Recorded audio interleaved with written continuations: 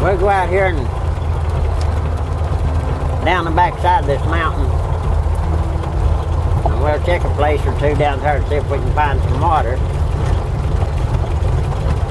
Pretty hard to find a place back out of the way where nobody won't find you, you know. There's a whole lot of damn nosy people around anymore.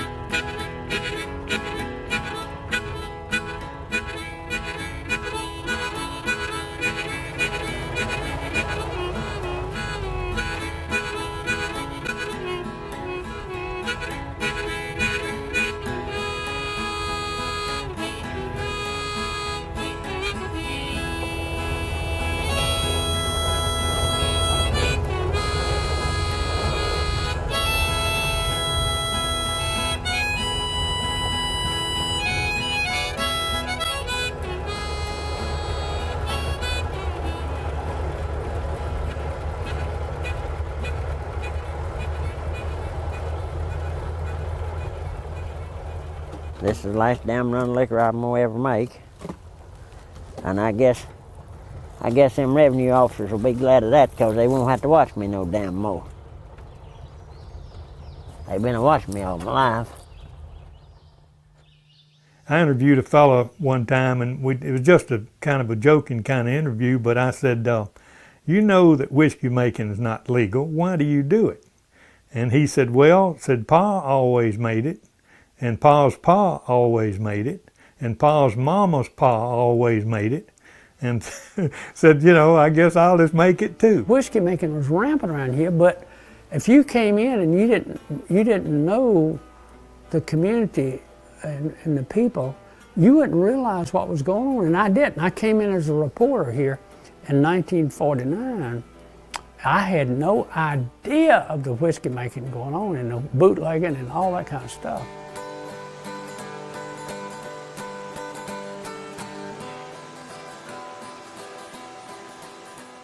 It's part of the spirit of the country. I mean, I'm talking about these people who came in, like the Scotch Irish. They were coming in for cheap land. Here they found this great, wonderful country with so many resources and freedom.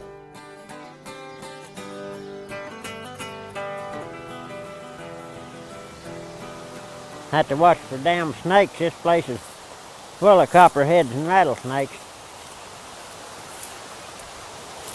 I damn sure don't want to get bit by one of them today. That's all I'd need. I hear water running out there. I'll go out there and see what it looks like. And get these damn weeds down.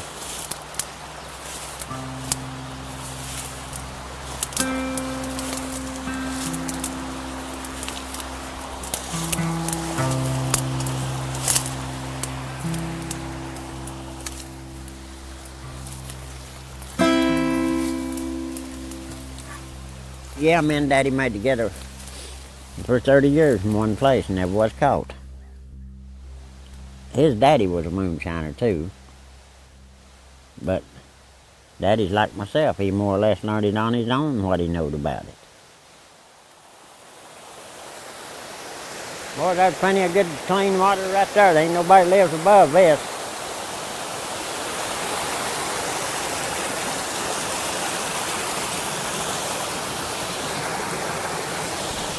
That's damn cold enough. It'll cool that worm in a hurry. I think right here would be the damn real place to set it. Just dig out right in here and set it right in there.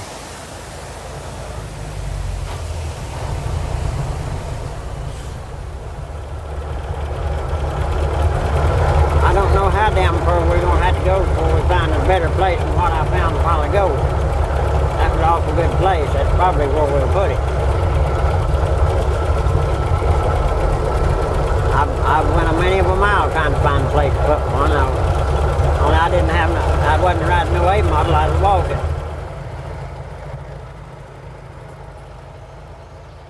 I love the characters. People around here, stuff just moves a whole lot slower. They still people up in these hollers that you couldn't tell much difference from if it had been 100 years ago, as far as the way they talk or dress. You know, a lot of them still raise chickens and eat yard eggs and, you know, milk cows and bootlegging. You know, the bootlegger checks your ID. Whose boy are you? That's how they checked mine. I was about 14. Whose boy are you? Bub Higgins. Why, Lord, I knowed him. What you need, son? They don't care. They sure don't check your ID. One of the sources years ago that people likened to moonshiners was Jed Clampett and, you know, the Beverly Hillbilly. And then you see cartoons over the years like Snuffy Smith, and they, Snuffy's obviously a moonshiner, you know. And the guy that drew Snuffy Smith knew a certain part of our population. And I knew these people intimately. I won't even go far enough to say how intimately I knew some of the stereotypes in Snuffy Smith, but they were close. And so we could read that thing at home and just hee-haw and think it was wonderful.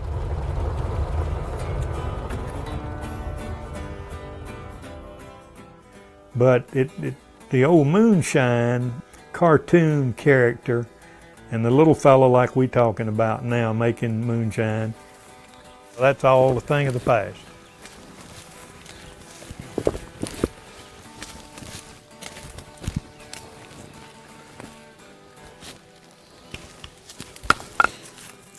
I've laid a many of a rock, but I never did lay them where people could see them, you know.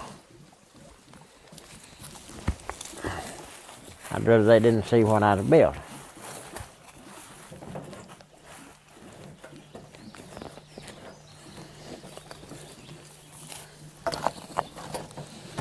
And a little mud.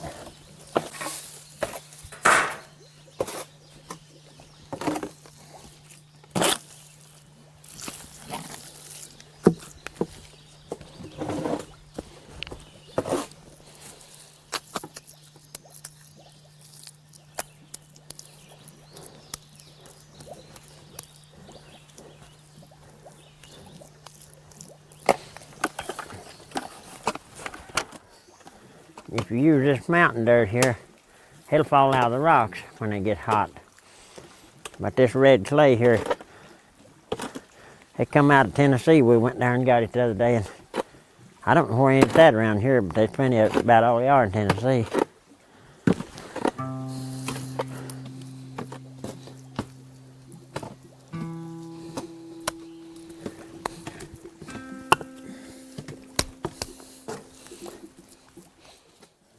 Old man Abe Silvers, he used to make liquor. He'd come walking down the Hemp Hill Road where I was raised at. One time he fell right in front of the house over there in the road.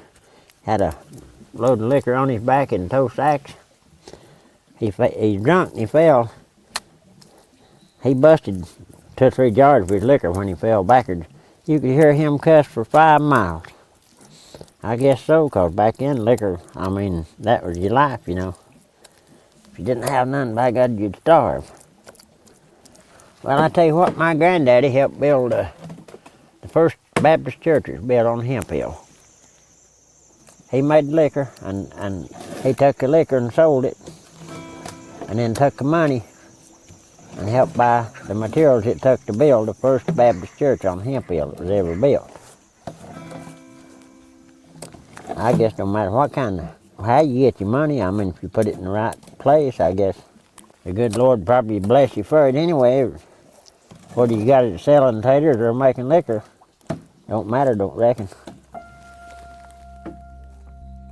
Up at the store last summer, there's this old woman come in there and she come out there and pointed that still. She said, "You know you're going to go to hell for making this old liquor?" I said, "Well, I hope I don't. But I said, if I do, I won't need no damn fire and I'll be sure and save you a seat." I guess that old smoking and drinking knows what killed my granddaddy. He lived to be 90 years old. What a way to go.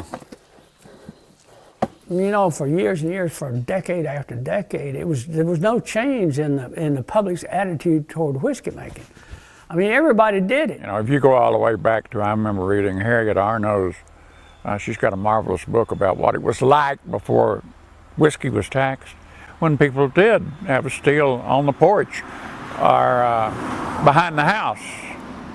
At that time, there was no stigma attached to it at all, and people made moonshine just as they would grow any other crop. And then the taxis came and it receded and it had to hide.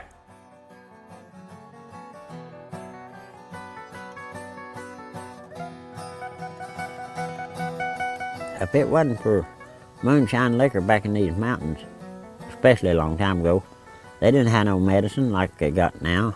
Drugs for every purpose, you know. Now anything's wrong with you, they got a pill for it. But back then, whether it was cough syrup or stomach medicine or headache medicine, whatever they made, liquor was the main ingredient. And if they didn't have it, well, hell, I guess some people would have died. There's the ice outside. Yeah, in the machine, he's good. Oh, we'll see you later on, maybe. Okay.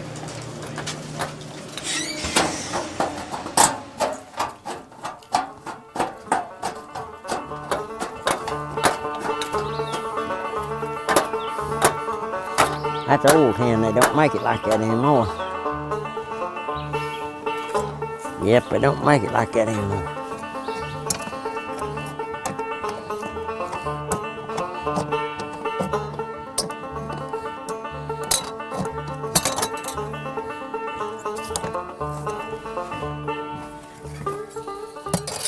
I'm gonna put this stovepipe up there. The old timers, they didn't have such thing as stovepipe, but I'm lucky I have. You see, old timers, they used to just build a furnace and leave a little hole in the back and let the smoke go anywhere it wants to. The reason I've got this pipe on there is so that smoke won't come back in my eyes all day while I'm running this thing. That's one of my inventions.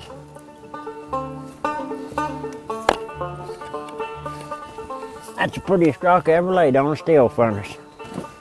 I mean, that's a beautiful rock. It's a shame to put that in a steel furnace. It should be in some big fine home somewhere. Hell yeah, I've been in jail. In August 1974. I went in there that morning to run my little old pot.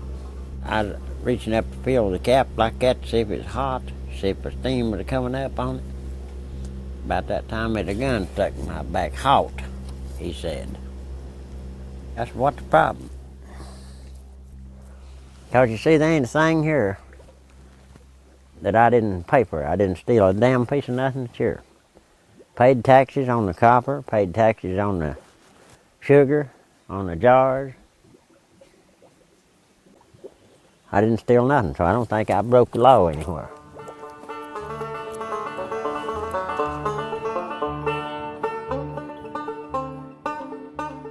Back, I guess about 15 years ago, was when they changed the law. They dropped it from a felony charge to a misdemeanor charge. But back a long time ago, like the 50s and 60s and 70s right in there, if they caught you with just a cap off of one, you didn't have to have the whole still. If you just had any part of it, the cap or the worm or whatever, pot, and damned if they wouldn't give you time for just having that one piece of stuff.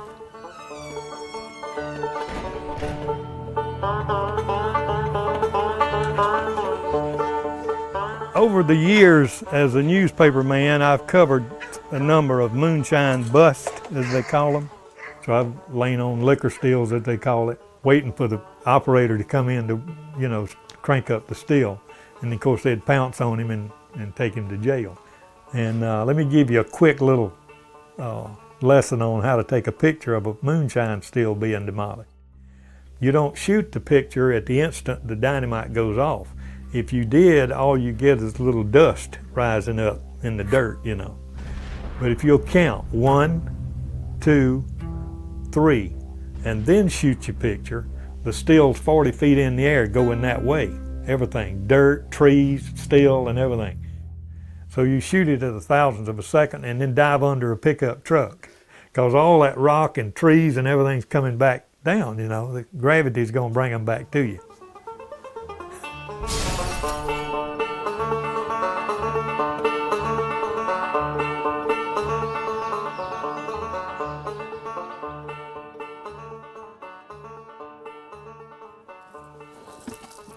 That's some real mud though, that's thick.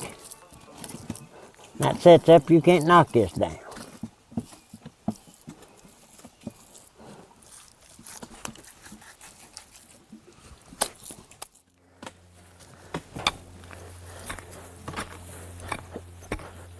Decent liquor's gone. You take making liquor on these old sheet metal stills, hell, that likely killed somebody. I wouldn't do no such a thing as that. In the next 5 years, there won't be no more moonshine liquor. Be a thing of the past. And I'll be dead before then anyway, so it don't matter.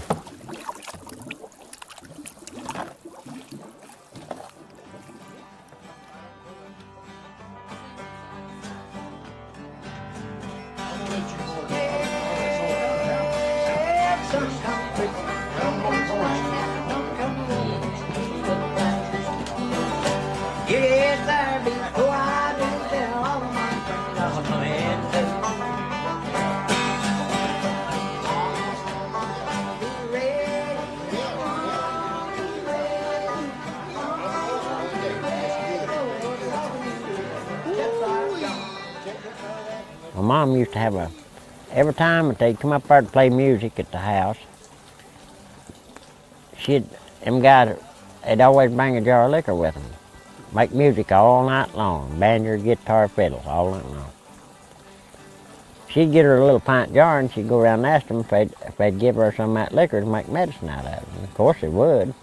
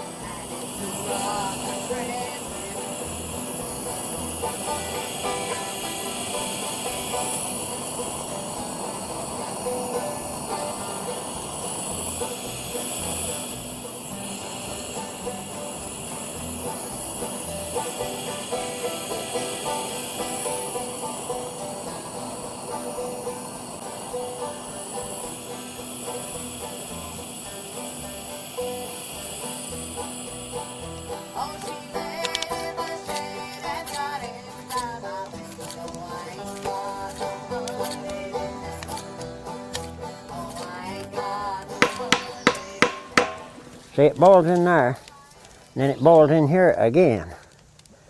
That way it gets distilled 2 times on one run. And the purpose of this stump keg is to catch any water that might boil up out of your mash, or fusel oil, or anything like that you don't want to go on over in your liquor.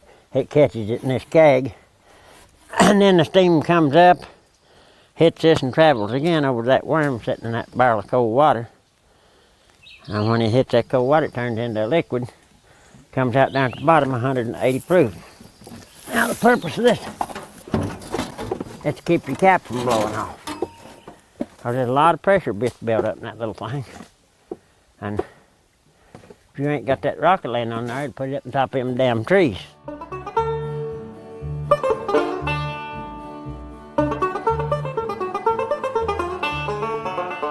The image of the Moonshiner was created primarily by magazines like Esquire magazine and the New Yorker, who were notorious back in the 20s of doing the caricature of the Moonshiner, who was the guy with the poke hat, you know, and the long beard, and looked a little demented, and he was barefooted and had a jug with X's on it.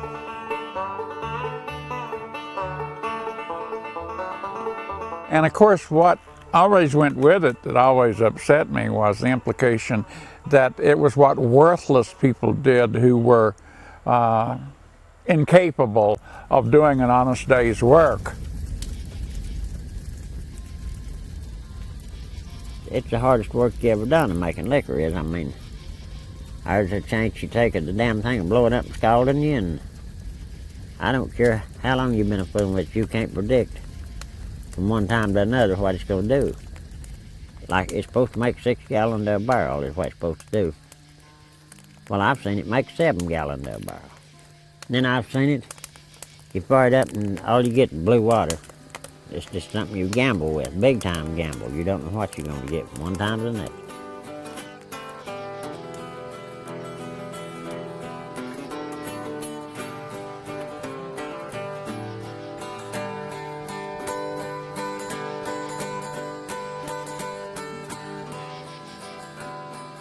It's been heavily romanticized recently. And I know in the 70s there was a tremendous amount of suddenly very positive images of moonshining. You remember Joan Baez did that Copper Kettle, the whole idea of laying out there in the moonlight and watching them jugs a filling, you know, in the pale moonlight. That's a very romantic image of it that belies how difficult it was.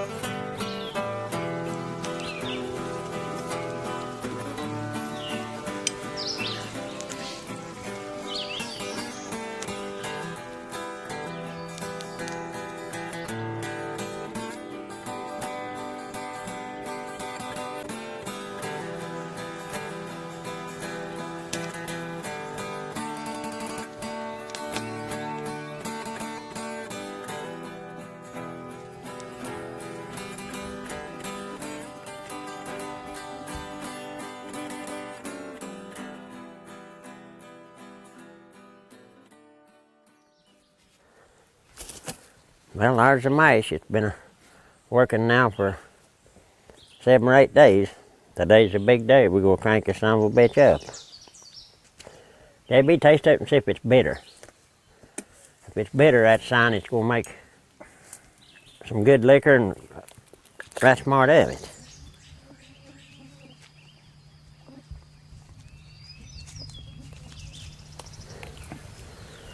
It's bitter. Pretty good though.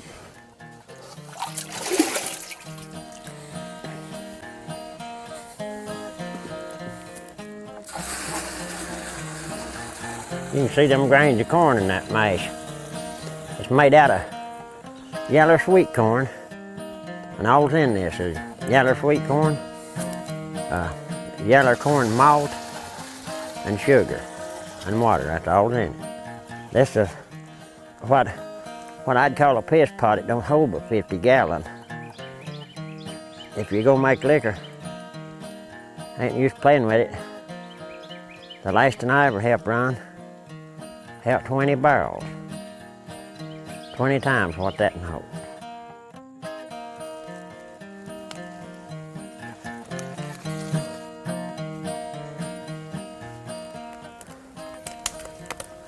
Oh, it's gonna be a hot job here today.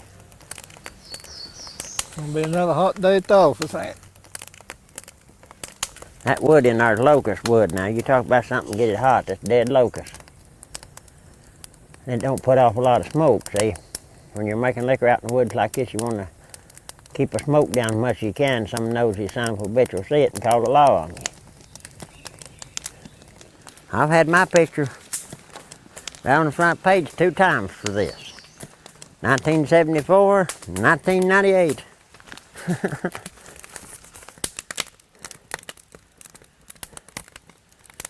My smokestacks are sucking that smoke out pretty good, ain't it? Oh yeah, working perfect. I'm trimming this worm up a little. I just sawed it off and it's got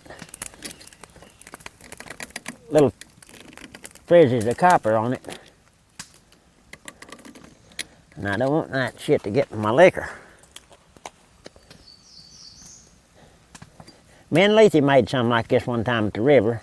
On that little old pot she had to tell 35 gallons, and your holds 50. And we tempered it with water. Of course, you don't make much liquor when you temper it with water because it takes the proof down real fast. And if you use backings, you come out making more liquor, but we're going to make it like it did 100 years ago, like my granddaddy made it. Be tempered with water. What little liquor comes off of this, the right people will pay you $100 a gallon for it. Sure would.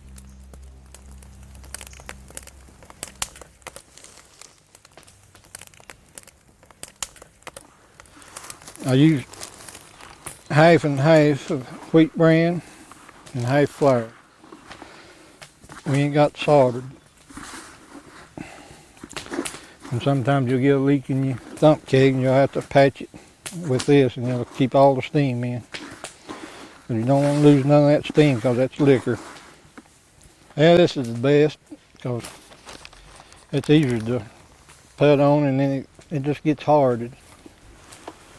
I don't think they've got anything on the market to do the job.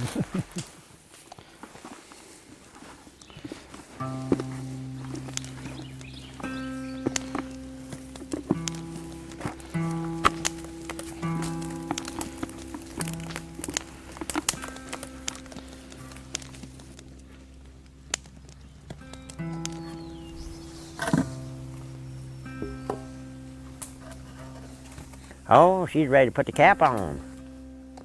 See the steam coming out of it? That's liquor I'm losing. Hell yeah, we don't lose no liquor.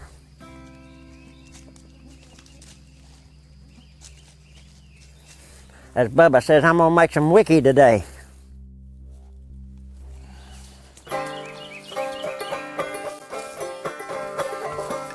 I'll probably spill some of it, I don't care.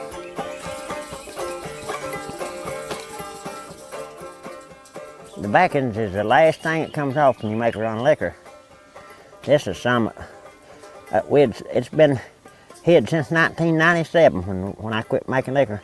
They caught me in 98, so I quit.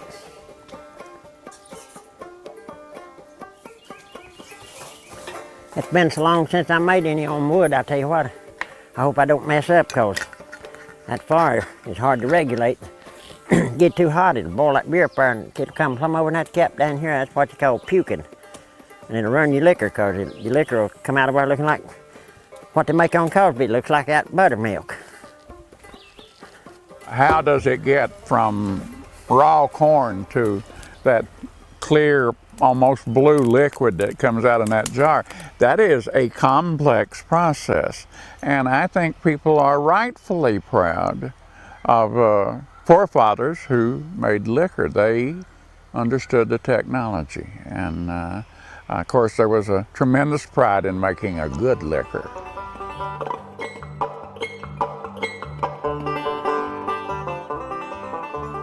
The idea is to extract the alcohol out of the water. And start off with just a common pot still, and that would come out, they would call that singlings.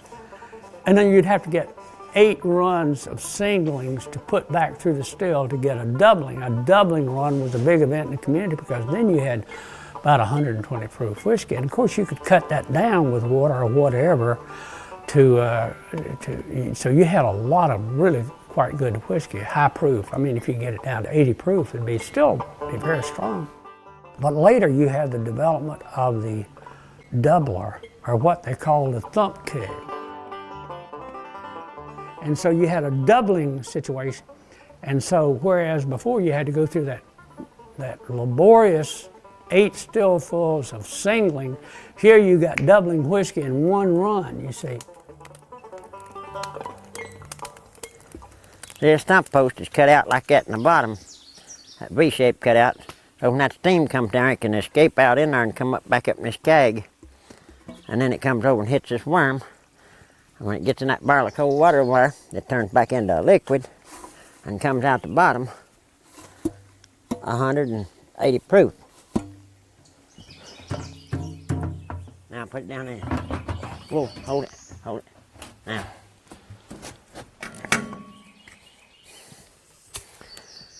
Well, now, JB, you can start laying the paste to the cap and hand me a little over here, and I'll start over here. You've done a good job on that paste. Yeah, I mixed a few rounds of it.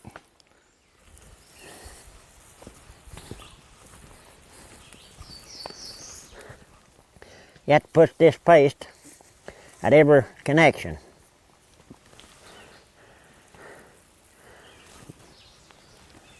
You got to make paste out of bran and flour, or you can grind up rye and make paste out of it, or you can make paste out of oatmeal.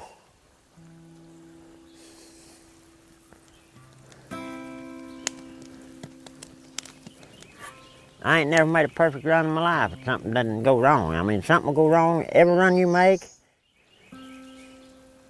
I guarantee something will happen today, and I hope not nothing major like blow a cap or something, but I gotta hurry up and get some paste on this because if I don't get it on there pretty quick, it'll not stick.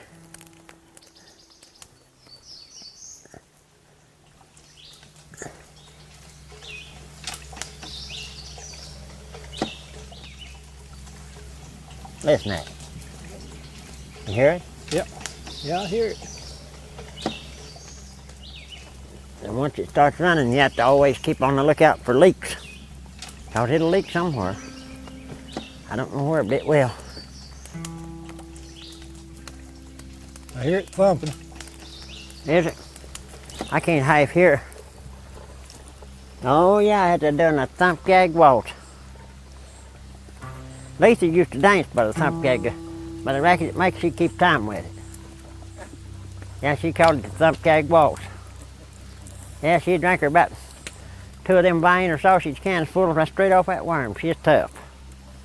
Then she'd start doing the thump gag waltz. She'd hit every lick that did. See, it starts off thumping real slow, she'd go. Then she'd keep getting faster. You ought to seen her, it's something else.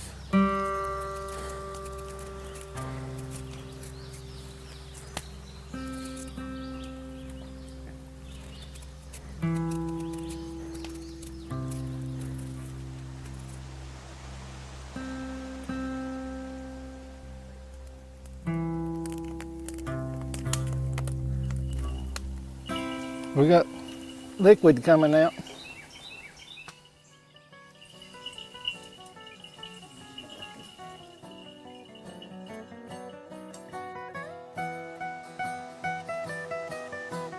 I never saw one in operation in the woods, never did. The ones I saw were outside the Jackson County Courthouse, stacked up against the wall. And the sheriff standing in front having his picture made, you know, to let you know he's on the job. Then after that, I didn't see them for years until they started showing up in museums. They started showing up at Mountain Heritage Day, and they started showing up in places where they were celebrating mountain history. I'm gonna let you get that bottle half full. Get the new out of the worm. Watch out, I got it now.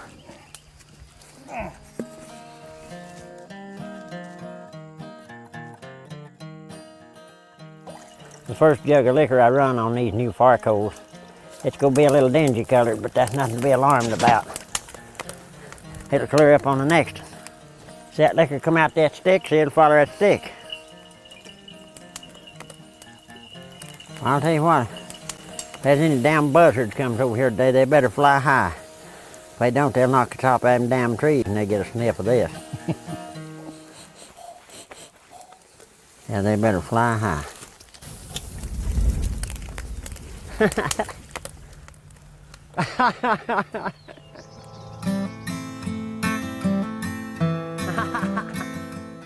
They had been looked down upon by the greater community. I mean, this constant barrage of the federal agents coming in and raiding their stills, and also they staged a propaganda campaign which perhaps was just about as effective because it sort of cut back on the marketing, the market for the whiskey. The ATF, they started a big propaganda campaign against corn whiskey to stop it from the people from purchasing it because they'd say it's poisonous and all this stuff. Whiskey is poisonous itself. If you drink enough 100 proof whiskey over time, your liver's going to be fried. If you say, well, whiskey is, you shouldn't drink whiskey. That's some people's opinion. Other people drink whiskey every afternoon, when they get off work, or at social gatherings or whatever, to go by a pub at night and drink whiskey. So what are we doing? Are we condemning one fellow over here because he did a certain thing, but we go, it's just hard to figure.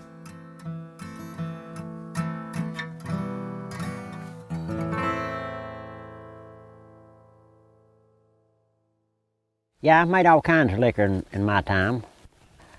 I've made the fighting kind, the loving kind, the crying kind. I even made some one time and sold it to this couple. They was happily married. The next damn week they was divorced. What kind are you making today? This I'm gonna make today, got 4 damn fights to a pint. That's pretty good.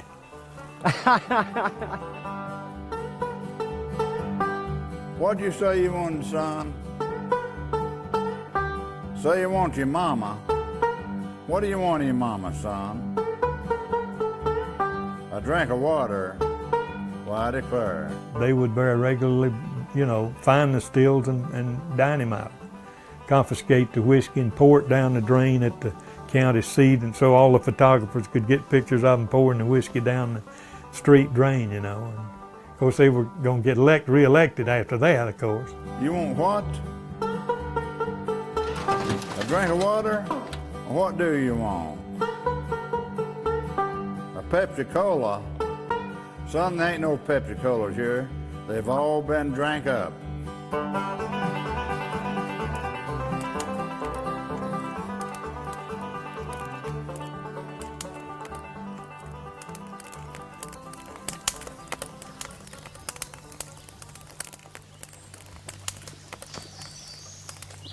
Uh-oh, bring me some paste, JB. Got a bad leak. You might have to get me a rag, JB. You're going to a strip.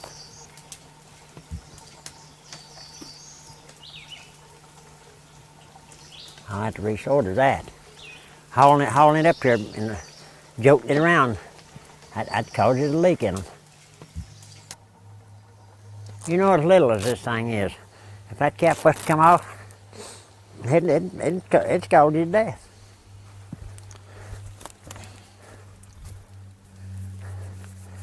I need another string. Go in there under the bed and cut me off a piece of that gray string. How about this?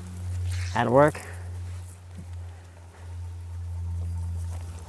Believe it or not, I learned this trick right here off that Snuffy Smith.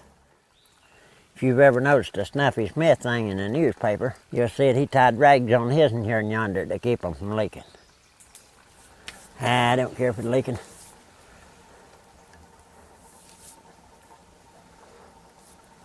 I ain't gonna use it no damn more no way. Now this is the first that JB's ever helped me make on wood. This is his first time at this. But a long time ago when he helped me, he'd never seen a still run. And when we quit, he was a damn good hand at it. He caught on to everything I done, everything I said. I learned from the best.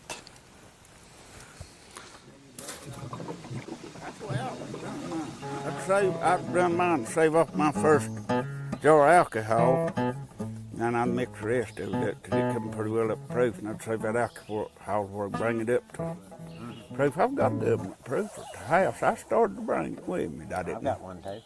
I got it with me. I don't need it. I've put it so long I can do it anyway. It's got to have a frog guy here and yonder. Watch. Watch this liquor, bro.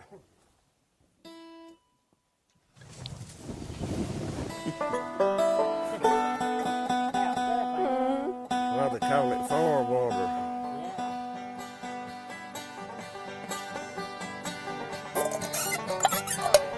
Number 5.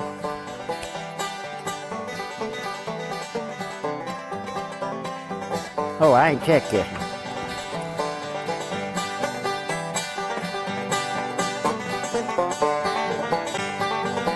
Down the road here from me, there's an old holler tree where you lay down $1 or $2.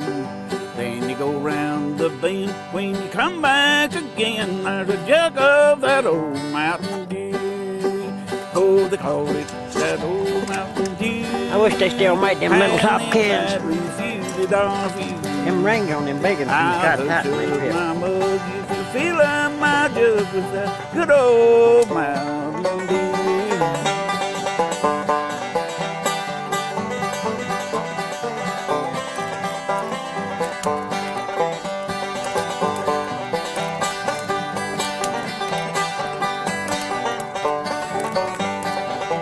Well, Uncle Mort, he sawed off and short, measured about 4'2". But he thinks he's a giant when he gets him a pint on that good old Mountain Dew. They call it that old Mountain Dew, and them that refuse it are few. Push up my mug, you can fill up my jug with that good old Mountain Dew.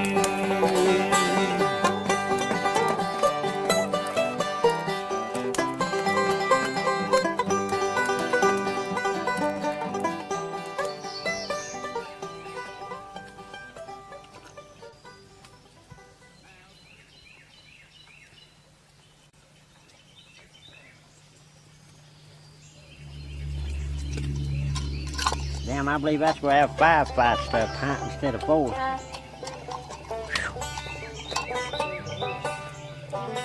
Well, the more than I took it at it, went to my head this far. Oh, my. Oh, that's number 10.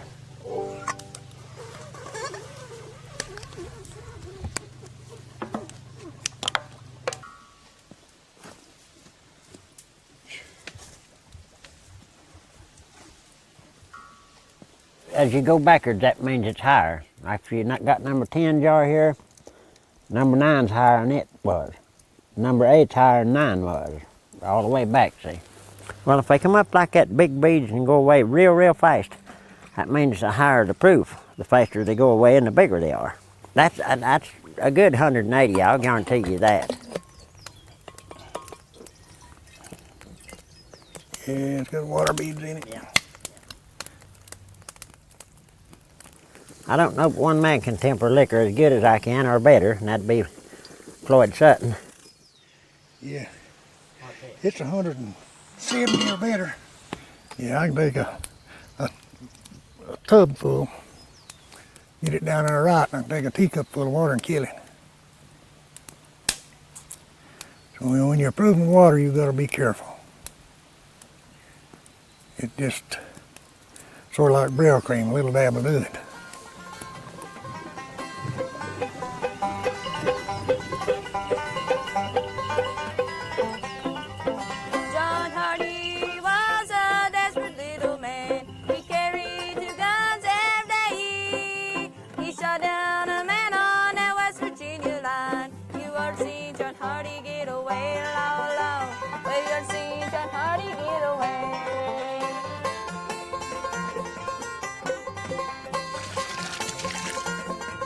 Rawhide fire, man. You have to show me how to do it.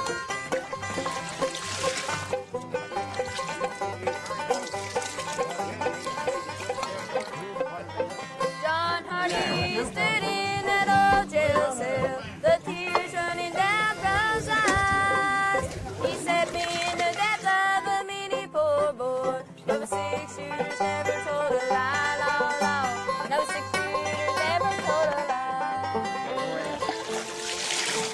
Oh, I'm just stirring it here, trying to get down to around 100 proof. Everywhere else. Where's your place at, Popcorn? You find ghost town up here, Maggie. Yeah. Right past you, but a quarter And the beads are going around there. Let me stick my head down there a minute. Don't get too far down in there, you can't get out.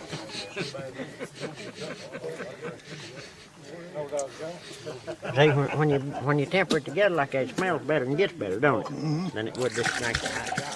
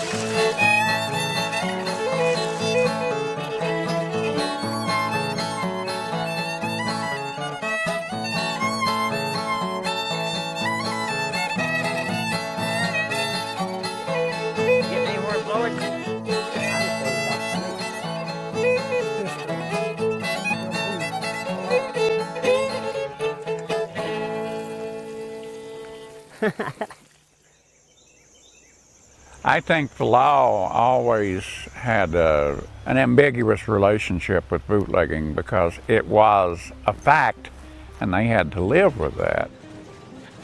And there were still people making liquor in this region who made no attempt to sell it locally. It stopped being essentially a product for the people that lived in the area. You took it to Atlanta, you took it to Knoxville. That's a new folk hero, Junior Johnson and the guy with the bootlegger turn. Hit the brakes, cut the wheel, turn around and reverse yourself totally and go back and meet the people that were pursuing you, pass them and go on down the road. I had friends who were constantly demonstrating that they could do the bootlegger turn. Terrifying. Always when I haul a load of liquor, a good time to haul it when it's raining. I was hoping it'd rain like hell when I got ready to take off with the load, because the law's not too apt to stop you and it'll pour the rain down.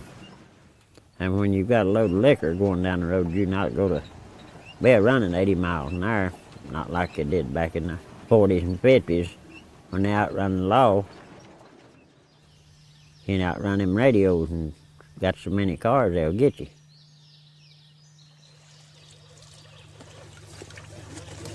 Be ready to go to market. Yep.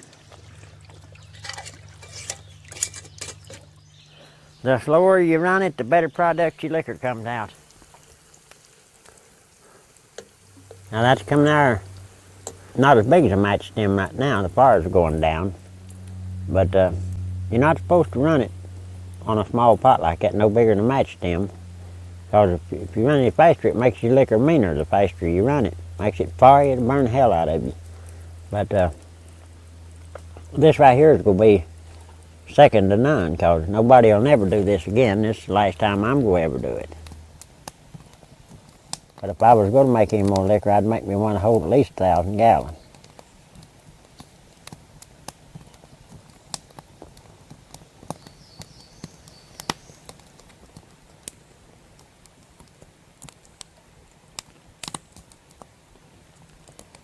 Yeah, I'll always remember this place. I'm going to put roofing on it if I never do come back to it.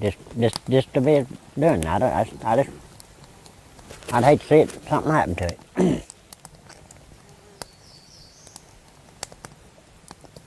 I'll probably never be back up here about one more time after this.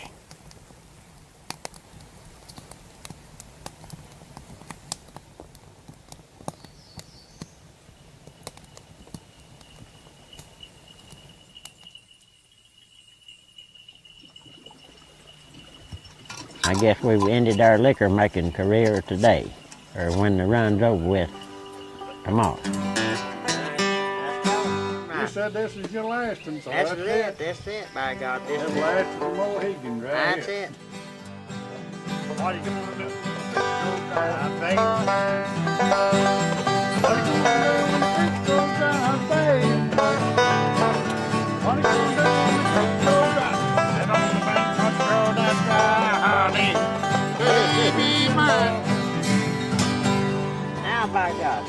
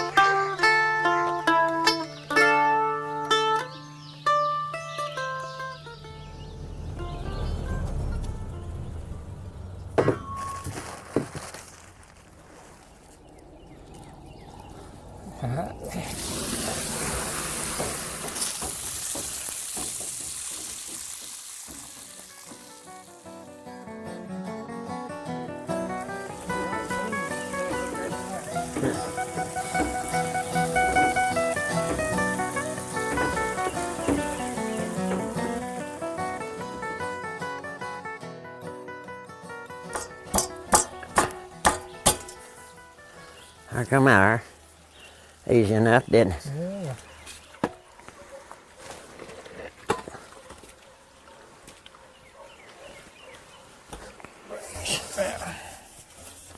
Yeah. Now get back down where you can get it.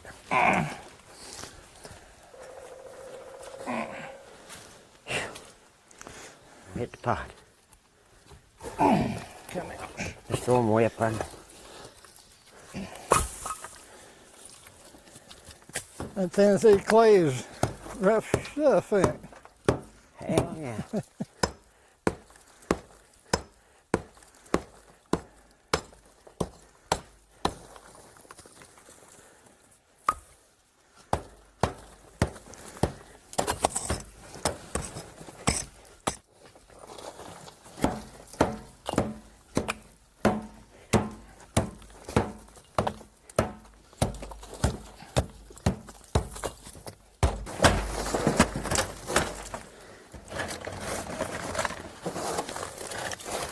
Piece of tin and catch it.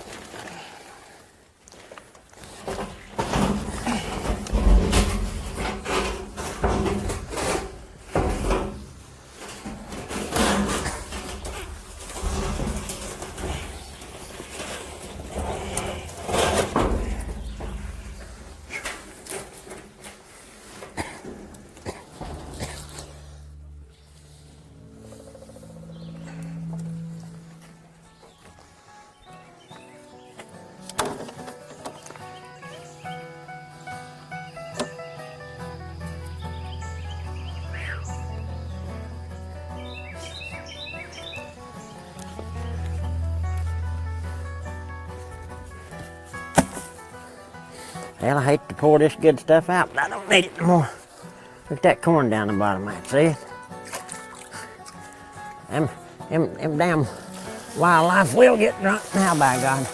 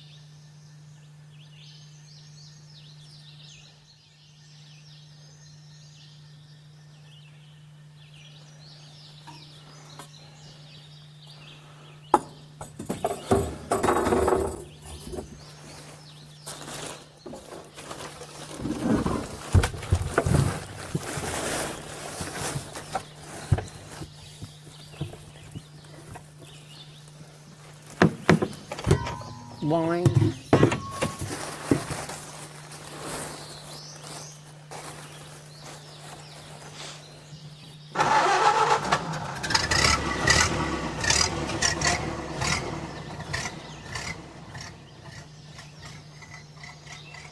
There's not much moonshine being made anymore.